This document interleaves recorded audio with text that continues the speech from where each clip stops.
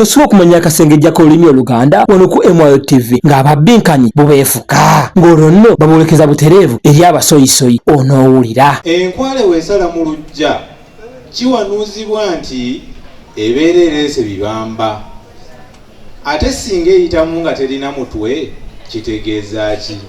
Nga kakutuusibwako MYO TV 94.6 FM awamu ne Muteesa University ssettendekero y'Obwakabaka bwa Buganda.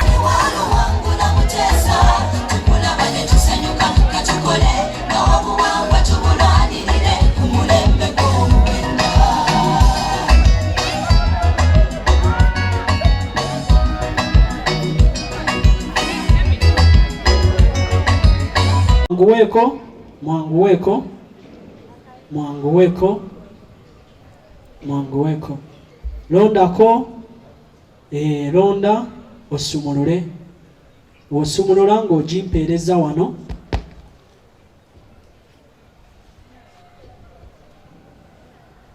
omulangira Jjuuko namba 2 ate omukulu Kenneth namba emu. Asooka yatuula obuuyi buno addako atuula eri. Kale mu kanyomero kano omulimu gwe ngenda okukola kugenda bagwa kugaba bubonero nakakasa oba ebiddiddwamu bituufu. Ku buuyi buno nina omukulu Kiggundu Henry nga agenda kuba asoyasoya. Mwetegese bulungi.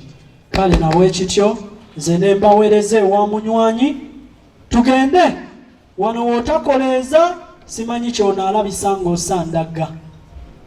Kale weewaawo mbagulisaayo mu kanyomero akasoose ate nate nyaniriza baganda bange abali ku mutendera guno ogusembayo. Ssebo omulangira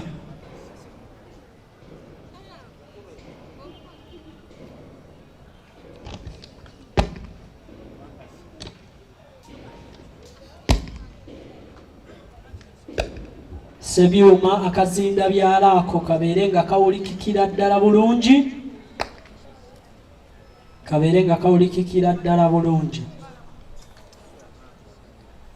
Akazinda byalo kabeere nga kawulikikira ddala bulungi. Tusambyeko tulabe nga jankoba za mbogo tukateekawo kubanga tukimanyi nti ogwo ye musingi kwe tusobola okuzimbira Buganda enywevu, okugisa ku ntikko ate n'okugikuumirayo mu buufu obwo. Kale bwe kabanga kamaze okutereera bulungi bagenda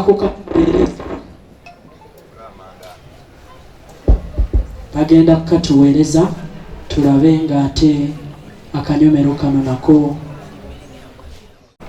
omuzirango kasa abeddire ngo bawulira essanyu nti bali kaseera kana akasembayo era bali mu kusaba nti bwe kityo bwe kiba kigenda okubeera ne ku nkomerero.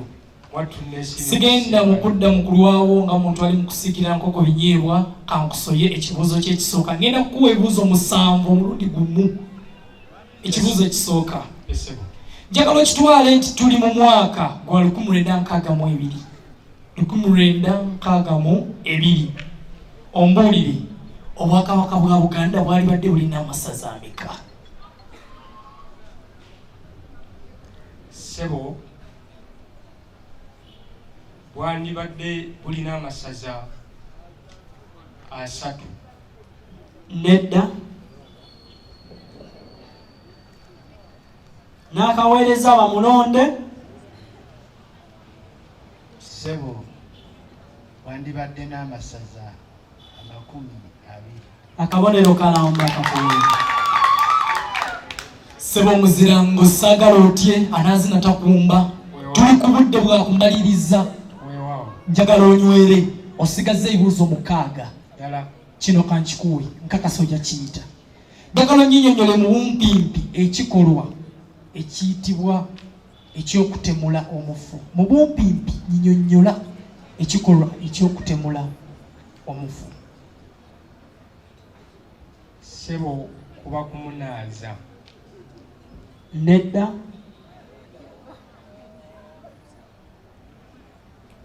Ekikolwa ekyokutemula omufu katugeze maama w'eggwanga oba omukyala yenna singa aba alemye olw'ekaganga ng'alina ettu, omwana ali munda ya nnyina bamugyamu ne bagalamizibwa mu bifo eby'enjawulo.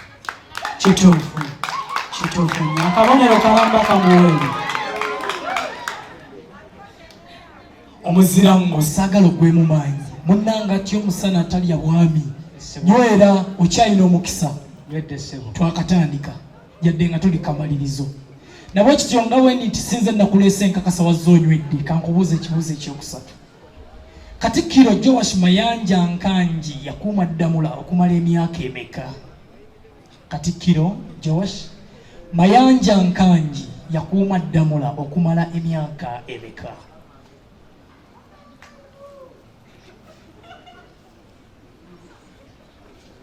Ssebo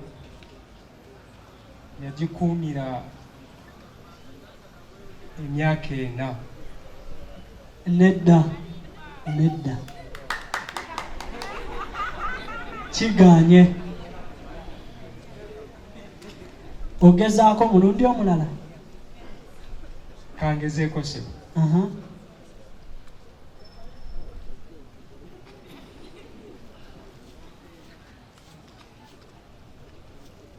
Ssebo yagikuumira emyaka 20. Emyaka 20. Nekigaana. Omulonda? Tomulonda. Tawalampa mwera mannyo. Ssebo yagikuumira emyaka 27.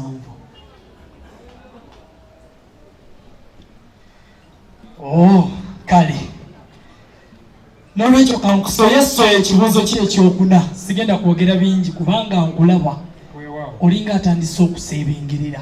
Kyokka ate nga nkakasa okyalina omukisa. Muli babiri mwekka. Nywera. Ekibuuzo ki ekyokuna. Okimanyi bulungi nti kabaka muti. Okikkiriza? Okikkiriza. Naye tegubala bibala. Abaffe gubala ki? Ssebo omuti ogubala ensimbi n'ebikomo. Obubonero 3 okuweebwe. Naakoleeza. Awo nno mpulidde essanyu mu bengo nga bawulira otandise. Saagala odde amabega. Gendera ddala mu maaso mu kibuuzo kino. Njagala ompe omuwendo gw'ennamba ezisangibwa mu waliifu y'Oluganda. Mpa omuwendo gw'ennukuta ezisangibwa mu waliifu y'Oluganda. Ssebo ziri ennukuta 26. Obubonero 3 bukuweebwe. Olabye nno nkakasa wasimbudde era okakasizza nti ogenda kumalako bulungi. Mu lowooza luno osigaza ebibuuzo 2 byokka. Nabyo ekibuuzo kyo ekiddirira ekisembayo. Nga bw'ogambye nti ennukuta ziba 26. Mulimu ensirifu n'enki. Kakati njagala ompeeyo amateeka 2 agafuga ennukuta ensirifu mu Luganda. Ssebo etteeka erisooka ennukuta ensirifu teziwandiikibwa 2 mu kifo kimu. Nedda.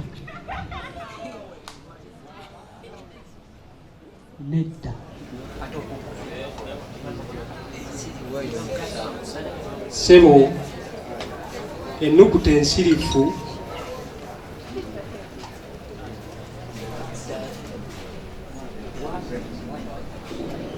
tezitandika kigambo. Nedda. Badde nkusuubira mu kuddamu okugamba nti mu nnyukuta ensirifu mulimu ezikkirizibwa okuwandiikibwa nga za nnabansasaana mu kifo ekimu. Eyo tteeka. Mu nnyukuta ensirifu mulimu ezitakkirizibwa kuwandiikibwa 2 mu kifo kimu. Ennyukuta ensirifu ezimu zikkirizibwa okutandika ekigambo mu Luganda. Ennyukuta ensirifu ezimu tezikkirizibwa kutandika kigambo mu Luganda. Tukikubuuzizza mu bunene bwakyo, tubadde tukusuubira okuba ng'okimanyi mu bunene bwakyo otuwa amateeka ago, kuba n'ensirifu mu Buganda oba mu Luganda zaawulwamu. Weewaawo kale okwongerezaako nkakasa tusobola okuwandiika ennukuta ensirifu mu kutandika nga ziri 2 mu kuggumira. Kyokka ate sirabangako nnukuta zisembayo 2 nga nsirifu ne zikomekereza ekigambo. Kakasa ng'ekyo kibadde kyakulabirako kirungi. Njagala nkusuya ekibuuzo ky'ekisembayo wano. Munnange yeeweza omumba nywera ekibuuzo osigaza kimulina olubuuza ate olindirira ebiri 7. Luno olugero njagala olumaleyo. Nyirimu wataba Sebo nyinimu wataba ebikere bitemba enju. Obubonero 3. Bwe tutyo oyo ne tumuwunzika ne tugenda ew'Omukontanyi owokubiri ne muweereza munywanyi bubeefuke.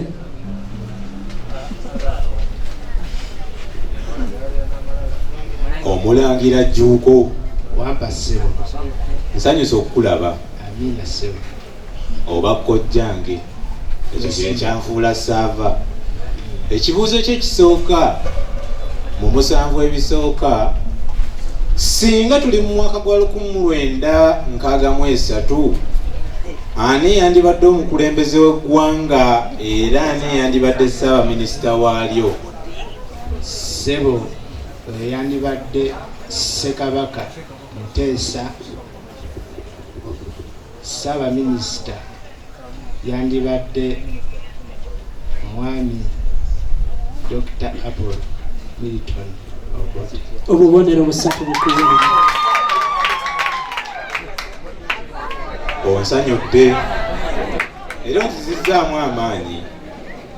Mu Buganda tulina ekikolwa kye tuyita okulamula ensolo. Kino kikolwa ki era ani akikola? Ssebo nsaba kunzibiramuko. Sijja kugaana. Mu Buganda tulina ekikolwa kye tuyita okulamula ensolo.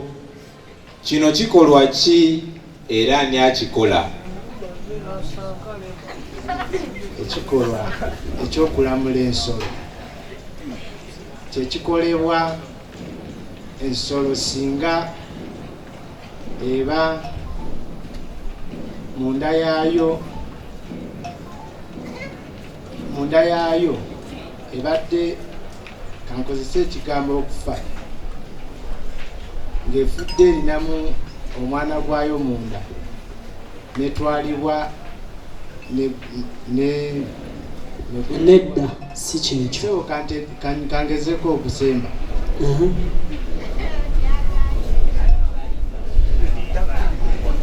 Ekikolwa ekyokulamula ensolo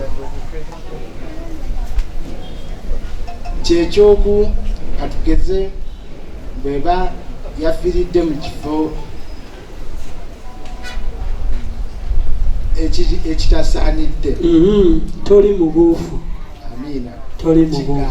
Kigamba ekikolwa ekyokulamula ensolo muffe tukiyita okuyigga, naye waaba Kabaka yakikola tukiyita okulamula ensolo. Okitegedde? Kitegedde. Weewaawo. Kale n'ekyo bwe kiba nga kikumezze toggwamu maanyi.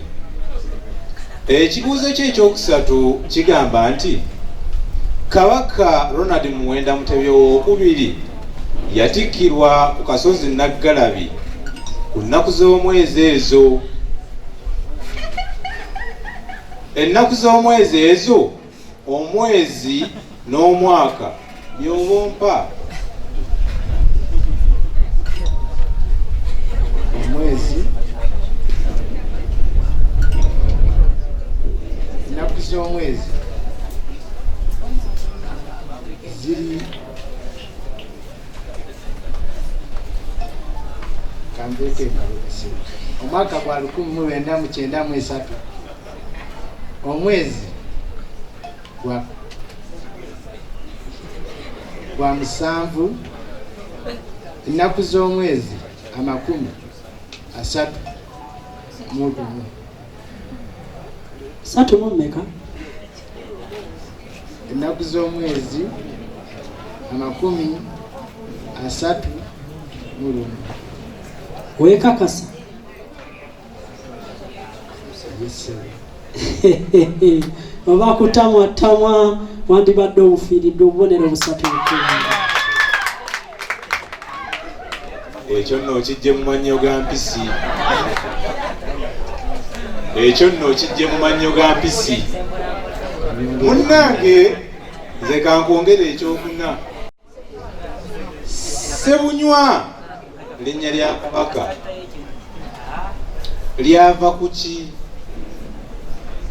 Ssebo erinnya eryo Ssekabaka Kimera yanywa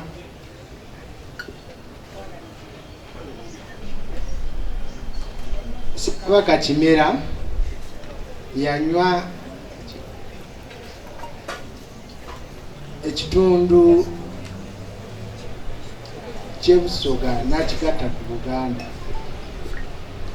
oli mubuufu naye tereeza ekyokuddamu kyo. Ssebo erinnya Ssemunywa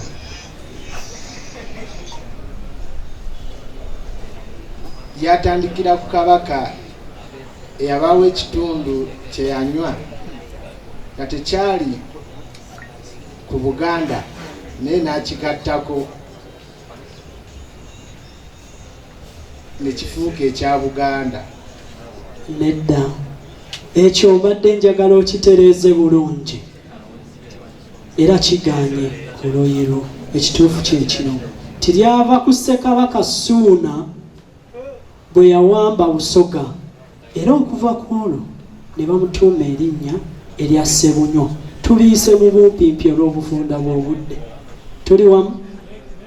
Iwamu Ssebo. Kale nno nze kankusiyiika ekyokutaano.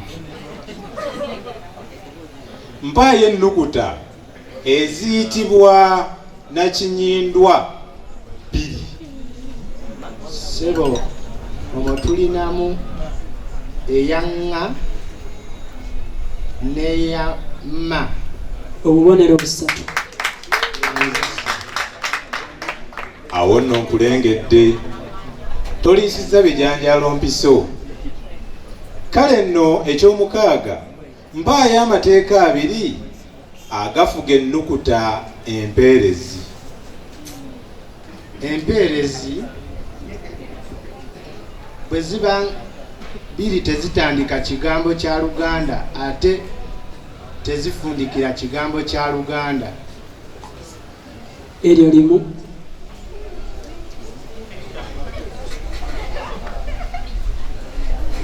Empeerezi 2 tulinamu bwe tuyinza owandiika empeerezi 2 nga O, E ne U. We zirabikira singa wabaawo nga zikulembedde ennyukuta eya L nga ze zikulembedde mu maaso tuba tujja kwongerawo la empanvuyirivu. Bwe tuba nga zeeyolekedde mu kigambo nga tulinamu yi ne i, awo tuba tuziyaako ra erinako. Obubonero busatu bukuweebwa ekijja wala. Naye tetulina nnyukuta ya i mu Luganda, tulina e. Weewaawo. Kale nno nsanyudde kubanga gy'okijje si mu mannyo ga mpisi. Katonyeze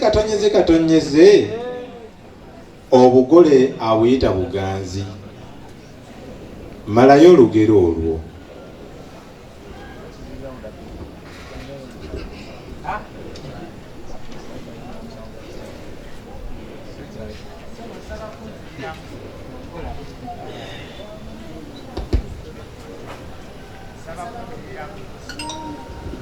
Nti katonyeze era katonyeze obugola buyita buganzi.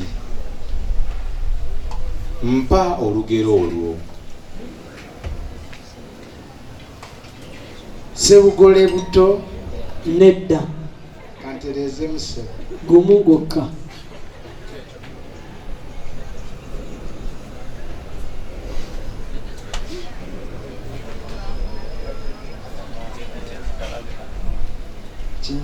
Kikuyinze kale olugero lugamba nti sebusiru buto obugola buyita buganze.